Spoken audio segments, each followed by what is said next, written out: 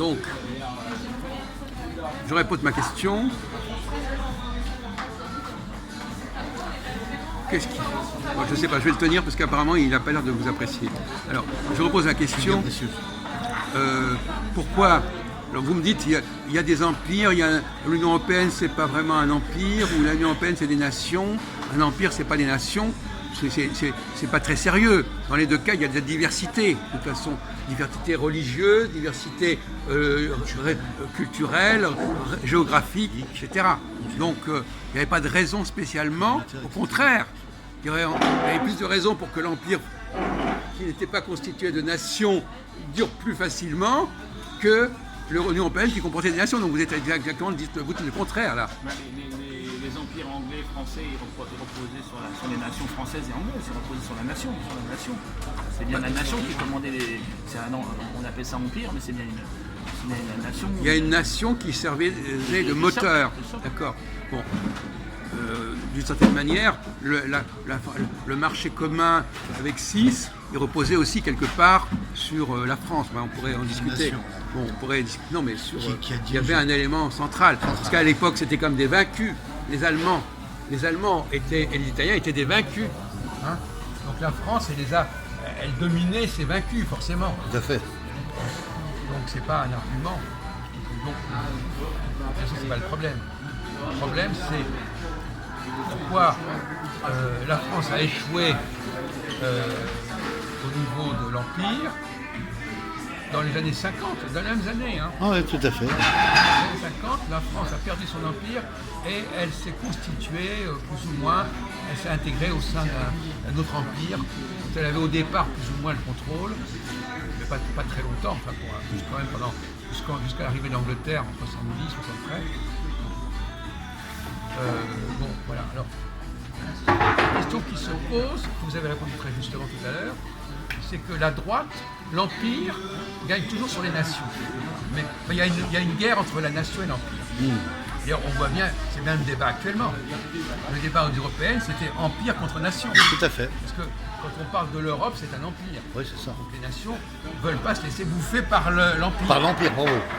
Et l'empire ne veut pas se laisser bouffer par les nations. Normal, et vice-versa. Voilà. Il y a donc une guerre. Alors, cette guerre, elle est menée par qui, cette guerre? Qui sont les acteurs de cette guerre? Par les États politiques. Mais non. Non.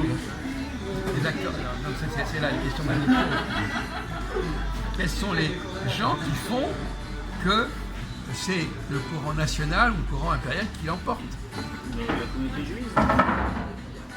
Non, mais on va laisser. Non, c'est pas ça. Non, mais j'ai pas dit qu'il y avait tort, mais on va laisser. On va pas rentrer dans le détail de la communauté juive. Voilà. N'inclut pas les juifs dans un secteur politique. Les catholiques ont une grande importance quand on travaille dans... Non, mais Non, c'est pas ça, Jean-Paul. C'est pas ce qu'il attend comme réponse. il y a. Moi, je dirais que c'est le nationalisme, le moteur qui a déclenché mais on n'est les pas en effets de train guerre de- sur d'accord. les empires coloniaux, Pardon sur les empires d'Europe. Quoi. Enfin, sur les empires d'Europe, c'est des États, les États entre les États qui ont déclenché les guerres, je dirais, Jacques. Voilà. Les États politiques. Enfin, c'est une coalition de guerre, quoi, une déclaration. Quoi, Vous comprenez? C'est vrai que par exemple, si on résume, effectivement, l'Empire ottoman, ce sont les Turcs qui ont imposé leurs lois aux Arabes. C'est ça, tout à fait. L'Empire ottoman, c'est les Autrichiens qui ont etc. Il y a toujours un noyau, un D'un État. pays, un État, voilà. Il y a une nation qui prend le pouvoir sur les autres nations. La différence entre Les autres États, entre voilà, les exactement. empires austro-hongrois, les empires continentaux et puis les empires des nations démocratiques, c'est peut-être pas les mêmes notions d'empire. Non, mais il a raison, Jacques. Il a une nation qui dirige les autres États. Voilà. Donc, il y a une nation qui prend le pouvoir sur les autres nations. Qui prend le pouvoir sur les autres nations et qui dirige les autres nations. Mais dans une nation elle-même, il y a une région qui prend le pouvoir sur les autres régions. Tout à fait, Comme tout à par exemple fait. l'Île-de-France a pris le pouvoir Sur les provinces, sur les départements, Voilà. voilà. Donc, il y a toujours Etc. prise de pouvoir. Prise de pouvoir. Mais la question qui se pose, c'est quels sont les acteurs, une question idiote, évidente, quels sont les acteurs qui font que d'un côté, on a dit quels sont ceux qui prennent le parti de la nation et ceux qui prennent le parti de l'Empire. La droite et la gauche, c'est ça. La gauche prend le parti de la nation et l'empire de oui, mais qui la c'est droite. la gauche au niveau humain, c'est qui C'est qui? des gens. C'est des gens. Qui sont ces gens qui sont dans ces classes politiques? Les libéraux et les marxistes. Non. Profondément, pourquoi est-ce que quelqu'un est pourquoi quelqu'un est libéral et pourquoi quelqu'un est marxiste? Pourquoi quelqu'un est de gauche et pourquoi quelqu'un est de droite? À quoi ça tient? Les classes sociales de la campagne et ceux d'Aline, je sais pas. Justement, c'est ça qui est intéressant, c'est toutes les explications bidons qu'on peut donner à ce sujet. Bien sûr. Par manque de véritable. Si vous connaissiez ce que je fais, vous auriez répondu déjà. Toi, tu dirais par exemple, Jean-Paul, que ce serait la classe bourgeoise de la droite et les ouvriers de la gauche, par exemple, non? C'est ça, non? Tu classifierais quoi? Classe populaire et classe populaire, classe bourgeoise, classe moyenne, classe des riches, je sais pas. Donne une classification. C'est une explication sociologique. Sociologique, ça. Bon, sociologique, on croit expliquer. Voilà. Bon, à mon avis, c'est pas très sérieux. Alors, une explication. Quels sont Les acteurs. Si c'est pas sociologique, c'est quoi? C'est ce qui s'oppose à la sociologie. L'antisocial, l'antisociologie. Quelle est la science qui s'oppose à la sociologie?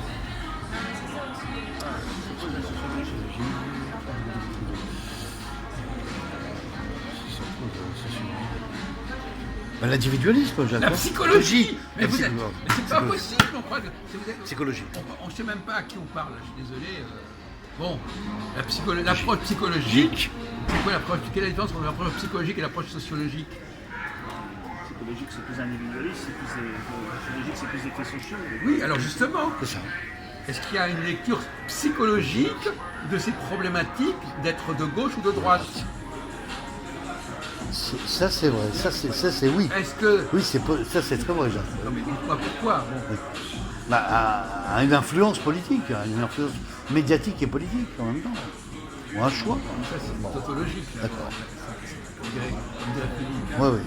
Tautologique. Qu'est-ce que tu dirais, Jean? Si on cherche une explication psychologique, c'est-à-dire au niveau des personnes, est-ce qu'il y a un tempérament de gauche et un tempérament de droite, par exemple? Par-delà la question de la classe sociale. Hein? Et on sait très bien que dans une classe sociale, il y a des gens qui sont de gauche et de droite. Donc là, C'est moins masculin ou féminin. Non, c'est pas ça. non, de toute façon, je vous demande pas. Voilà, je vous demande de prendre conscience du problème. Moi, j'ai mes réponses, évidemment, mais ça montre bien qu'il y a une lacune quelque part. Ouais. On dit oui, celui-là il est de gauche droite. Alors on retombe dans les débats. Alors, quel est le tempérament de droite et de gauche, ça, déjà? Est-ce que être de gauche ou de droite, c'est quelque chose de culturel ou de génétique à la limite? Là, moi, je dirais culturel, Jacques. Culturel, ouais, on va dire ça. Culture politique. Culture politique, directement. Culturellement. Culturel, c'est le C'est sociologique. sociologique. Oui. Génétique, c'est le psychologique. Sociologique. Ouais. Attention, Ah oui, attention. d'accord. C'est noté. Une division entre les gens du peuple et les nobles, peut-être, ceux qui sont plus à droite. On est en train de parler de psychologie, on est en train de parler de peuple. Vous rattachez à la sociologie, on est en train de nous demander d'aller vers la psychologie. La psychologie, c'est la pensée. Jacques. Ils sont plus, Quoi? C'est la pensée. les femmes sont plus à gauche et les hommes à droite. Non, on est en train de parler. On vous a dit qu'il ne fallait pas parler des hommes et des femmes. Toi, tu fais une comparaison Il y a entre le pas que féminin et ça. le masculin, c'est Non, pas mais ça. vous avez raison, mais si, parce que c'est une fixation, parce que la seule catégorie qui comprennent clairement, Oui, Jacques. c'est, on en a parlé, c'est les femmes et les hommes. Donc ça, on sait ce que c'est. Mais on ne va pas plus loin.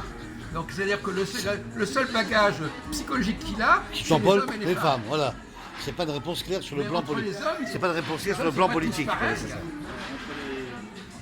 Les actifs et les passifs, là, Non mais chacun répond avec son niveau de connaissance, évidemment. j'essaie de me rattacher à ce que vous avez dit avant. Bah oui, mais justement, apparemment, mais ça, je n'ai pas tellement abordé d'ailleurs ce problème.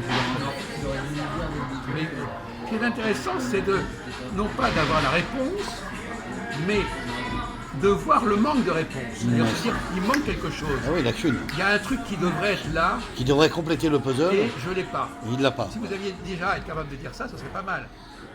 On attend ce que vous allez dire. Oui, d'accord, mais on devrait arriver. Il à- manque une pièce pour compléter le puzzle. J'ai compris, hein. Voilà, t'as compris. Un schématique pour toi simple. Est-ce qu'on peut dire qu'il y a des gens qui sont viscéralement et pas culturellement, de gauche ou de droite? Oui, viscéralement, oui.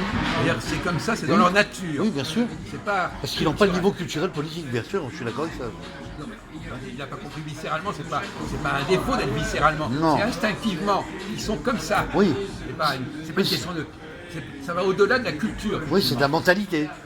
Oui, Voilà, c'est ça, Jacques. une mentalité qui n'est La pas mentalité de héréditaire, choix. mais qui est génétique. Génétique, Qui est de l'ordre de l'hérédité. Hérédité. On voit bien. Oui. Les juifs qui sont plus à gauche, peut-être. Mais pour l'instant, on laisse les femmes et les juifs de côté. On en a parlé tout à l'heure. Ce sont des catégories qui sont évidemment assez marquées, C'est pas le sujet. mais il n'y a pas que ça.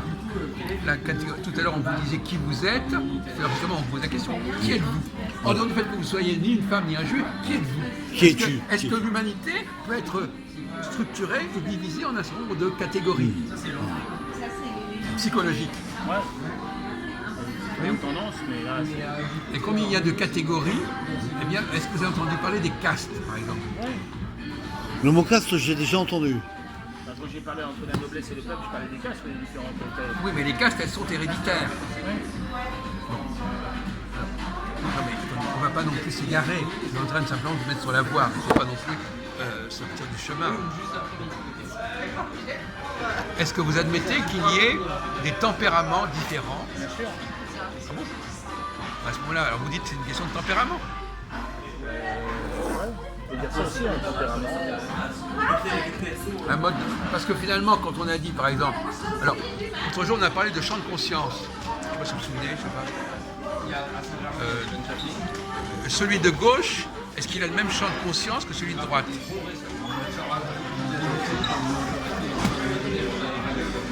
J'ai deux. On a parlé de diversité. Celui qui accepte la diversité, il a un champ de conscience plus large que celui qui n'accepte pas. C'est quand même pas compliqué à répondre, Il a un ça. champ minime. Il a un champ minime. Donc, Il a un champ strict, limité et minimum. voilà, mais Le champ de conscience, C'est voilà. des évidences, ça. Il y a- Champ de conscience, Il n'y a pas d'élargissement. voilà. Donc, si on est capable de rallier, de gérer de la diversité, Oui. on a un champ de conscience plus large. Que, bon, Plus long. on a une intelligence plus ouverte que celui qui a besoin d'un truc plus limité. En information. J'ai compris ça. Bon.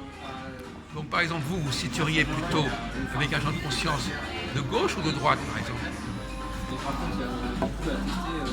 Avec tout ce que vous avez dit, plutôt à gauche, alors. Voilà. Donc relativement limité. C'est ça. Macron, par exemple, apparemment, il a un champ de conscience relativement large. Large, beaucoup large. Et on a dit tout à l'heure de manière assez amusante Parce que ce que tu disais tout à l'heure, Jacques, tu disais que Macron avait ce champ de conscience justement par rapport à toute cette diversité, voilà, de l'Europe, du monde, l'ouverture en même temps des rendez-vous de Parlement européen, etc. Voilà, donc il reste dans l'information et dans la communication sur cette politique européenne. Instinctivement, il voilà. est comme ça. Voilà. C'est pas une question de culturelle. Non, non. La culture, il n'a choisi cette culture que parce que ça correspondait à sa nature. C'est ça. La transmission de la communication, ça marche avec Macron. Voilà. On ne sait pas si ça marchera avec Marine Le Pen, d'ailleurs. Hein. C'est un détail. On en a parlé tout à l'heure, Marine Le Pen, elle n'a pas ce schéma-là. Non, elle n'a pas. De toute façon. Non, bien sûr. On a dit aussi que celui qui a un champ de conscience large va englober ceux qui ont un champ de conscience étroit. Étroite. Donc il va les intégrer, il va les récupérer. Voilà. Il va les récupérer. On va les aider. Il va les récupérer, c'est-à-dire qu'il va, la personne qui a conscience consciente, il va être intégré éventuellement avec d'autres personnes qui ont, Voilà, dans la masse. qui ont aussi des champs de conscience étroits. Bien sûr. Et puis voilà, ils font partie d'un ensemble Voilà, dans la globalité. qui va être dirigé par des gens qui ont une conscience large. Des élites. Alors ça peut se traduire, pour dire la vérité, dans une discipline que je connais, qui est laquelle? Astrologie. L'astrologie. L'astrologie. Voilà, bonne réponse. Bah oui, il fallait répondre à l'astrologie. Alors l'astrologie, qu'est-ce qu'à votre avis comme ça vous dites ça? Est-ce que l'astrologie nous permet de comprendre cette différence entre les gens? Je connais pas bien, mais apparemment oui, puisque vous nous connaissez. Bon, alors on va dire, si on dit que l'astrologie, par exemple, cher ami, nous parle des planètes. Les astres et les planètes. Les planètes. Qu'est-ce qui distingue les planètes entre elles? Des planètes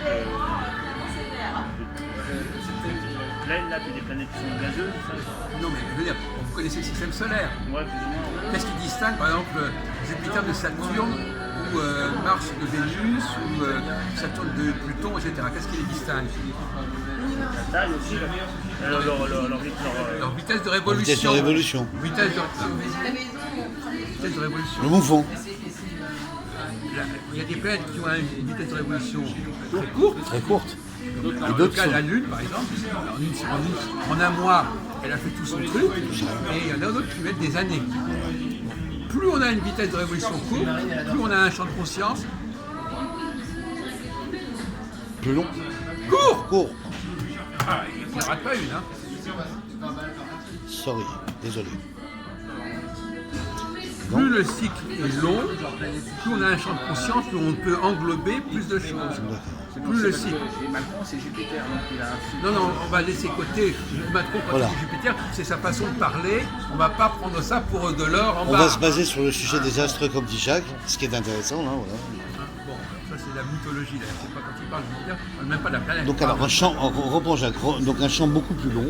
Quand vous dépendez d'une planète qui a un cycle long, Long, qui voilà. met beaucoup de temps pour faire tout un système, c'est un champ de conscience large. Large, voilà. Quand vous avez une planète qui tourne tout de suite comme ça, En rond, en c'est un champ vitesse, de conscience étroit. étroit et limité. quoi.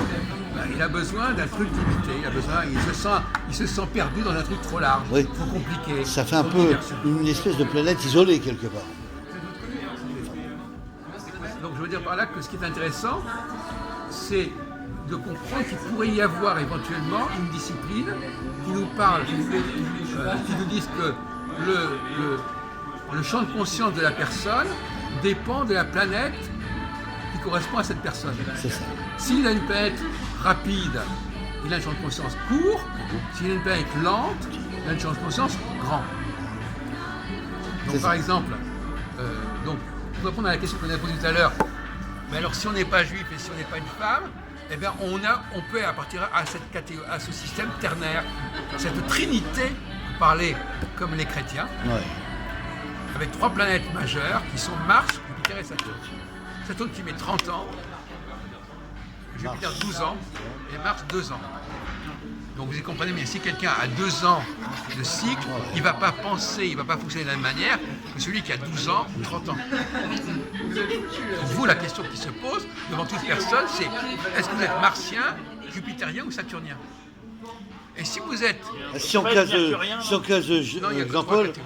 ben, je dirais Mars pour lui. Oui, voilà, on aurait dit quoi, si on voulait, si on C'est était méchant. l'éthique. Si on était méchant, c'est bien ça. D'accord. Mais en revanche, quand on Juste voit, limité, quand on on voit va les dire. C'est discussions, pour- par exemple, entre pour extrapoler, Marine ouais. Le Pen, quand on voit le débat actuel, c'est entre des gens qui ont un champ de conscience limité Étroit, et limité. d'autres personnes qui ont un champ de conscience large. Beaucoup plus large. Et ça, ils peuvent rien y faire. Oui, c'est ça. C'est pas culturel. La gauche vient de Mars et la droite vient de Saturne. On pourrait faire un livre là-dessus. Oui, par Ça exemple. marcherait, ça. Oui, voilà. Ouais, bon, prochain livre, on le fera, t'inquiète pas. Très bonne idée. On note, Vous voulez on dire, note. en fin de compte, ce que je veux dire par là, c'est que Ça marcherait, hein. Ouais. non, mais on n'a pas dit le contraire, on va vous laisser tranquille là-dessus. Ce qu'on dit simplement, c'est que selon la planète qui nous domine, on va avoir une mentalité, une perception des choses différentes. Ouais. Et qu'il faut savoir, c'est une sorte de hiérarchie. En haut, on a les gens de conscience large, Eh ben, moi, je pourrais dire qui que coiffent Jacques, les autres. c'est En bas, on a les gens de conscience, les trois qui sont coiffés par les gens qui ont un champ de conscience large. Tout à fait, Là, Jacques. on a déjà une structure hiérarchique. Voilà. Donc moi, je dirais que ces planètes influent une catégorie de population sur la Terre. Voilà. Moi, je dirais ça. Mais c'est génétique, on est comme ça. Bien sûr. On est comme ça. Et la différence, c'est qu'il y a beaucoup plus de gens, qui ont un champ de conscience étroit Étroit. que des gens qui ont un champ de conscience large. Large. Pourquoi il n'y a pas le même nombre de gens dans les deux catégories?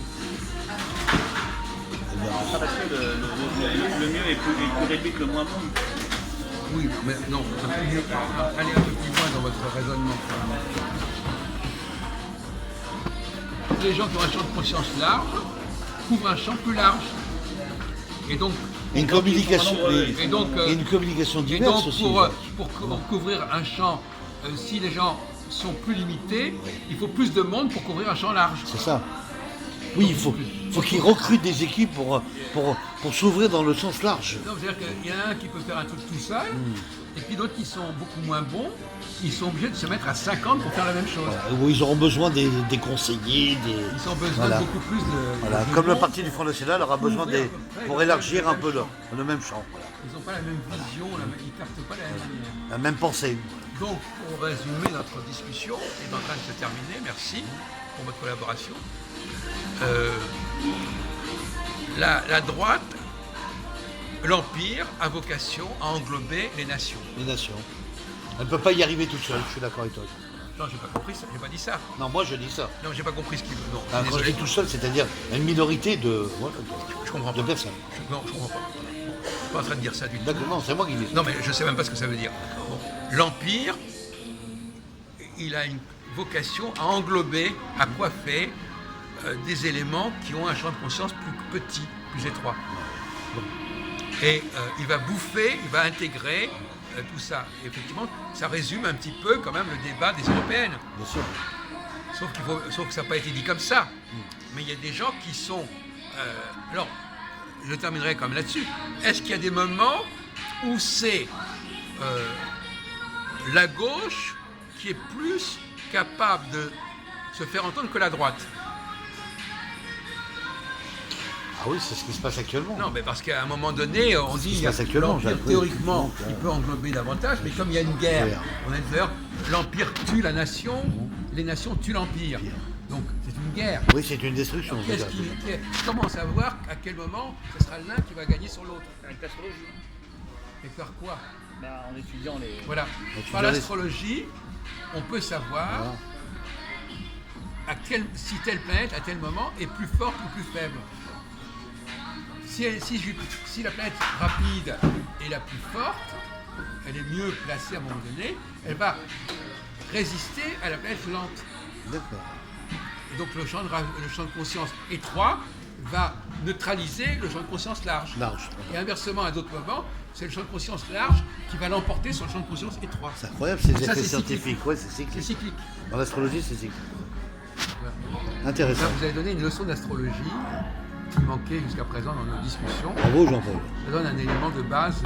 Bon, on peut s'arrêter là. Je sais pas, on va y aller alors. Oui.